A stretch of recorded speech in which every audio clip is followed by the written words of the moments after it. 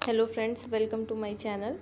ये human resource management की third video है जिसमें कि हम आपके unit 1 the conceptual framework of HRM cover कर रहे थे। तो इसमें अब हम नेक्स्ट टॉपिक को कवर करते हैं जो कि आपका है HR पॉलिसीज़। तो HR पॉलिसीज़ क्या होती हैं इसको समझते हैं। HR पॉलिसीज़ का मतलब है ये एक प्री डिटरमाइंड मतलब पहले से ही डिसाइड की जाती हैं वो गाइडलाइंस होती हैं जो डायरेक्ट करती हैं एम्प्लॉय की रिलेटेड डिसीजंस को, उनके एक्शंस को अलाइन करती हैं ऑर्गेनाइजेशंस के ऑब्जेक्टिव को। In the simple word, HR policies वो पॉलिसीज़ हैं, मतलब ह्यूमन रिसोर्स पॉलिसीज़ वो पॉलिसीज़ हैं जो कि पहले से ही डिसाइड कर ली जाती हैं by the HR manager and वो एक गाइडलाइन होती हैं जो कि डायरेक्टली एम्प्लॉयज़ को बेनिफिट देती हैं उनके डिसीज़न, उनके action related to the organisation के गोल के अकॉर्डिंग।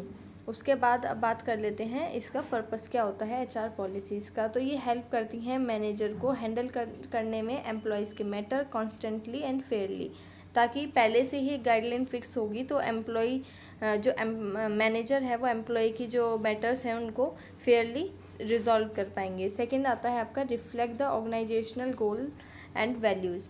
इसमें ये पॉलिसीज़ हेल्प करती हैं ताकि हम ऑर्गेनाइजेशन के गोल्स और वैल्यू को मतलब उसको अचीव कर सकें, उसके कंपैरिजन में हम एम्प्लॉयज़ को गाइड कर सकें, एक्शंस उनके उसका अकॉर्डिंग हो ताकि वो जो ऑर्गेनाइजेशन के गोल्स हैं उनके अकॉर्डिंग अपना वर्क कर सकें। Example, no gift from supplier, मतलब इसका मतलब है कि HR पॉलिसी है कि भाई किसी को भी ऑर्गेनाइजेशन में सप्लायर्स जो हैं ऑर्गेनाइजेशन के उनसे कोई गिफ्ट नहीं लेना है। मैंडेटरी है 1 week vacation per year for the employee. तो एम्प्लॉय के लिए 1 वीक का वेकेशन जो है वो मैंडेटरी है। इससे क्या होगा, उनका जो माइंडसेट है वो थोड़ा इम्प्रूव होगा और वो दोबारा से रीस्टार्ट कर पाएंगे अपने वर्क पे। तो इसलिए ये पॉलिसीज़ जो हैं इस तरीके से और भी पॉलिसीज़ हैं। अब आगे पढ़ते हैं किस तरीके की पॉलिसीज़ होती हैं। सबसे पहले पॉलिसीज़ की कैरेक्टरिस्टिक्स क्या हैं। तो ये ऑब्जेक्टिव बेस्ड होती हैं, मतलब इसका जो HR पॉलिसीज़ जो बनाई जाती हैं ये एक ऑब्जेक्टिव पे बेस्ड होती हैं, मतलब इसका एक ऑब्जेक्टिव होता है। इसमें क्या होता है कि HR जो पॉलिसीज़ बनाई जाती हैं उनका मेनली गोल ये होता है कि वो ऑर्गेनाइजेशन के जो गोल्स हैं उनको कंप्लीट कर सके। फिर आता है बोर्ड गाइडलाइंस। ये प्रोवाइड करती हैं जनरल डायरेक्शंस, जो कि ऐसी डायरेक्शन जो कि सबके लिए सेम हो, हर एम्प्लॉय के ऊपर एप्लीकेबल होंगी ताकि सबको एक मतलब सेम फेयरली ट्रीटमेंट मिले। और ये एक ब्रॉड गाइडलाइन होती है जिसके ऊपर सब के लिए वो सेम होती है। उसके बाद बात कर लेते हैं रिफ्लेक्ट मैनेजमेंट इंटेंशन। ये मैनेजमेंट का इंटेंशन शो करती हैं। ये टॉप लेवल जो मैनेजमेंट होता है उसकी अप्रोचेस दिखाती हैं towards the employee relations. Next है आपका स्टैंडिंग प्लान्स। स्टैंडिंग प्लान्स का मतलब है ये यूज जो होती हैं as the repeatedly for recurring HR issues. जैसे जो इशू अब आया फिर जो भी उससे आउटकम मिला उसके अकॉर्डिंग पॉलिसीज़ बनाई जाएंगी और फिर आगे वो इशू आता है तो उसके लिए ये दोबारा से वही वाली गाइडलाइंस यूज़ करी जाएंगी। नेक्स्ट पॉइंट है आपका रिस्पॉन्सिबिलिटी फॉर फॉर्मुलेशन। इसमें HR जो डिपार्टमेंट है, ये जो पॉलिसीज़ हैं क्रिएट की जाती हैं HR डिपार्टमेंट से in consultant with the top and the line जो मैनेजर, टॉप लेवल के जो लोग होते हैं मतलब जो मैनेजर्स होते हैं उनसे ये गाइडलाइन को कंसल्ट किया जाता है। उसके बाद HR डिपार्टमेंट ये गाइडलाइंस जो हैं आपके पॉलिसीज़ ये बनाता है। अब बात कर लेते हैं कौन कौन से टाइप की HR पॉलिसीज़ होती हैं। HR मतलब ह्यूमन जो पॉलिसीज़ हैं आपकी ह्यूमन रिसोर्स पॉलिसीज़। तो फर्स्ट आती है ओरिजिनेटेड पॉलिसीज़। ये जो टॉप लेवल मैनेजमेंट क्रिएट करता है, गाइड करता है सारे लेवल्स के लोगों को। फिर आता है अपील्ड पॉलिसीज़। ये बनाई जाती है यूनिक सिचुएशन के लिए, जो कि एग्जिस्टिंग पॉलिसीज़ जो आपके एग्जिस्टिंग है जो पहले से ही बनी हुई हैं उसमें कोई प्रॉब्लम है जो कवर नहीं है तो उसके लिए जो नई पॉलिसीज़ बनाई जाएंगी उसको बोलेंगे अपील्ड पॉलिसी। फिर आती है इम्पोज्ड पॉलिसी। ये एनफोर्स्ड की जाती है due to the external pressure, जैसे गवर्नमेंट या यूनियन जो है एक्सटर्नल आपके इश्यूज़ हैं मतलब एक्सटर्नल प्रेशर्स हैं तो वो इसको इम्पोज करने के लिए आपको फोर्स करते हैं, तो इसलिए ये इम्पोज्ड पॉलिसीज़ है। फिर आता है जर्नल पॉलिसीज़। जर्नल पॉलिसीज़ होती हैं जो रिफ्लेक्ट करती है ओवरऑल फिजियोलॉजिकल एंड आपकी स्ट्रैटेजिक डायरेक्शन ऑफ ऑर्गेनाइजेशन, ये स्ट्रैटेजिक डायरेक्शन देती है और ओवरऑल सबके लिए सेम होती है।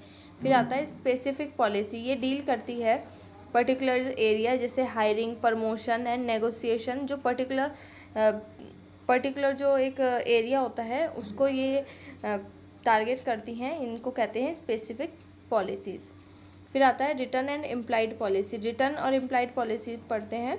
सबसे पहले आता है रिटर्न पॉलिसी। रिटर्न पॉलिसी मतलब जो क्लियरली डॉक्यूमेंटेड हो, मतलब क्लियरली लिखी गई हो कि ये है ऐसे ऐसे ये रूल्स हैं या फिर ये पॉलिसीज़ हैं जो हर एम्प्लॉय को फॉलो करनी है। फिर आता है इम्प्लाइड। इम्प्लाइड होती है जो अंडरस्टूड फ्रॉम द एक्शंस और द कल्चर, जैसे कि जो एक्शंस हैं हम पहले मतलब खुद ही हमें अंडरस्टैंड करना चाहिए उनको, और वो कल्चर के अकॉर्डिंग होती है। जैसे बिहेवियर, हमें पता है कि अच्छा बिहेवियर करना है ऑर्गेनाइजेशन में, ये बताने की ज़रूरत नहीं है और ये हमें ऑटोमेटिकली अंडरस्टैंड करना है। उसके अलावा ड्रेस कोड, जो फॉर्मल ड्रेस कोड, ये भी रिटर्न में इसकी ज़रूरत नहीं है क्योंकि हमें पता है कि एक जब हम ऑर्गेनाइजेशन में वर्क करते हैं तो उसके लिए ड्रेस कोड हमारे पास फॉर्मल होना चाहिए।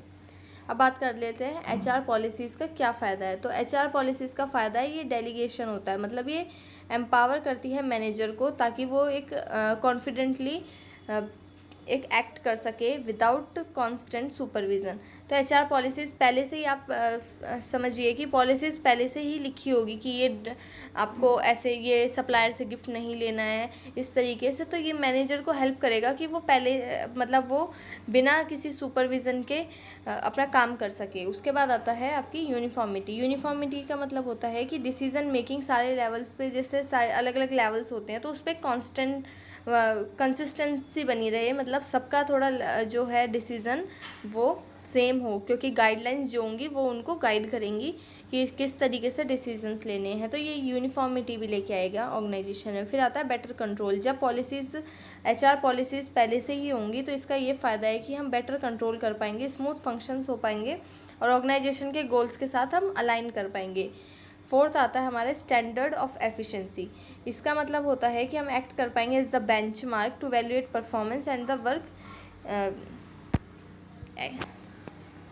इसका मतलब है आपका कि जो पहले से एक स्टैंडर्ड फिक्स होता है कि एक एम्प्लॉय को इतने आवर्स काम करना है, जैसे 8 आवर्स एक एम्प्लॉय को काम करना है, तो ये एक बेंचमार्क है। इससे अगर कोई पर्सन 10 आवर कर रहा है तो मतलब वो अच्छा काम कर रहा है, वो ओवर वर्क कर रहा है। बट अगर कोई सिर्फ 6 आवर्स वर्क कर रहा है, 5 आवर्स कर रहा है, तो उससे उसकी जो परफॉर्मेंस है वो इवेल्युएट की जाएगी एंड उसका वर्क एग्जीक्यूशन भी देखा जाएगा। उसके बाद उस तरीके से उसका वर्क एग्जीक्यूट किया जाएगा। फिर आता है कॉन्फिडेंस। इससे जब पॉलिसीज़ पहले से ही डिटरमाइंड होंगी तो एम्प्लॉय को एक कॉन्फिडेंस मिलेगा ताकि वो अपनी पोजीशन और एक मतलब सिक्योर कर सकता है अपने जो रूटीन इश्यूज़ हैं उन पे, वो उनको हैंडल कर सकता है। फिर आता है आपका स्पीडी डिसीजंस। स्पीडी डिसीजंस का मतलब है कि डिसीज़न में एक स्पीड होगी क्योंकि पहले से ही वो एक रेडीमेड फ्रेमवर्क्स हैं एक्शन के अकॉर्डिंग, जैसे कि अगर ये वाली प्रॉब्लम आती है ऑर्गेनाइजेशन में तो क्या क्या हमें स्टेप्स लेने हैं, तो इसमें क्या स्पीडी डिसीज़न होगा, हम जल्दी से डिसीजंस ले पाएंगे। अब आते हैं कुछ ऑब्स्टेकल्स इन एडमिनिस्ट्रेटर। ये एचआर पॉलिसीज़, आपकी जो पॉलिसीज़ हैं इनको अप्लाई करने में, इनको एडमिन करने में कुछ ऑब्स्टेकल्स आते हैं। वो ऑब्स्टेकल्स क्या हैं वो पढ़ लेते हैं। सबसे पहला आता है मैनेजरियल रिलक्टेंस। फिर आता है इसमें क्या होता है कि मैनेजर कुछ पॉलिसीज़ को रेसिस्ट करता है, मतलब वो फील करता है कि लिमिटेड उसके अथॉरिटी और फ्रीडम को वो रेसिस्ट करता है। फॉर एग्ज़ाम्पल जैसे कि ये बोल दिया है कि आपको सिर्फ लंच ब्रेक 20 मिनट्स का मिलेगा, तो इस तरीके से कुछ ऐसी पॉलिसीज़ हैं जिसमें वो फील करते हैं कि वो लिमिटेड उनको मतलब फ्रीडम नहीं मिल पा रही है। तो कुछ पॉलिसीज़ ऐसी भी होती हैं जो कि रिलक्टेंट होती हैं बाय द जो एम्प्लॉयज़ होते हैं, मैनेजर्स होते हैं ऑफ द ऑर्गेनाइजेशन, तो ये प्रॉब्लम आ सकती है। सेकंड आपका है conflict between the implied and the expressed policy. अब जैसे कि हमने पढ़ा था, इम्प्लाइड होती है समझने वाली जो हम खुद समझ सकते हैं, और जो एक्सप्रेस्ड होती हैं जो लिखी गई, तो इनके बीच में कॉन्फ्लिक्ट हो सकता है। जैसे फॉर एग्ज़ाम्पल कोई जो एम्प्लॉय है वो इनफॉर्मल क्लोथ्स पहन के ऑफिस में आ गया है, बट वो लोग उसको मतलब उसका जो मैनेजर है वो उसको बोलता है कि भाई आप ड्रेस कोड आपका ये सही नहीं है, तो वो ये बोलते हैं कि ये तो कहीं पर भी पॉलिसी में नहीं लिखा हुआ है कि हमें ये ड्रेस कोड नहीं पहनना है। तो इम्प्लाइड जो थी, बट बाकी एम्प्लॉयज़ के लिए इम्प्लाइड पॉलिसी थी, मतलब वो उनको खुद समझना चाहिए कि अगर वो किसी ऑर्गेनाइजेशन में एंटर कर रहे हैं तो वहाँ पर वो फॉर्मल क्लोथ्स को फॉलो करें। इस चीज़ में भी कॉन्फ्लिक्ट हो सकता है कि वो इम्प्लाइड और रिटन पॉलिसीज़ में डिफरेंस ना समझें। उसके बाद आता है रेसिस्टेंस टू चेंज।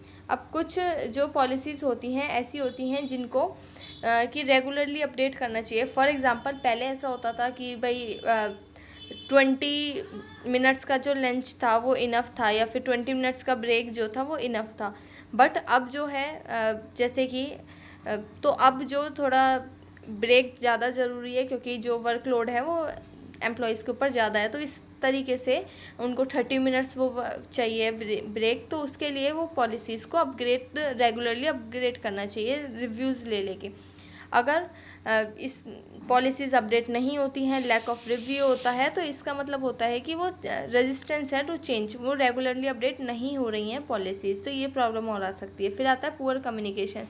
जो पॉलिसीज़ हैं वो अपनी क्लैरिटी, उनका जो मीनिंग है वो समझने में एम्प्लॉयज़ को प्रॉब्लम हो सकती है। फिर आता है lack of HR information system. Inadequate data जो होता है HR प्लानिंग में वो डिफ़िकल्ट हो सकता है कि भाई HR प्लानिंग किसी और अकॉर्डिंग की गई हो, बट जो असली में जो इंडियन इंडस्ट्रीज़ के अकॉर्डिंग वो डिफ़िकल्ट है, वो डाटा पूरा नहीं है। 6 पॉइंट आता है आपका time and the cost of man power planning. जब हम पॉलिसीज़ फ्रेम करते हैं, ये एक लेंदी और द कॉस्टली प्रोसेस है जो डिस्करेज करता है regular and the detail planning को, तो ये एक कॉस्टली और टाइम कंज्यूमिंग प्रोसेस है। फिर आते हैं आपके स्टेप्स क्या हैं पॉलिसी को बनाने का। सबसे पहले तो हम आइडेंटिफाई करते हैं नीड। सबसे पहले नीड देखी जाती है, हम डिटरमाइन करते हैं वो एरियाज़ जहाँ पर पॉलिसीज़ बनाने की ज़रूरत है, जहाँ पर ज़रूरत है, इश्यूज़ जहाँ पर रिकरिंग मतलब बार बार इश्यूज़ आ रहे हैं, उस जगह पॉलिसीज़ बनाने की ज़रूरत है। फिर आता है आपका कलेक्टिंग डाटा। अब आप स्टार्ट करेंगे सेकंड स्टेप, जहाँ पर आप डाटा कलेक्ट करेंगे।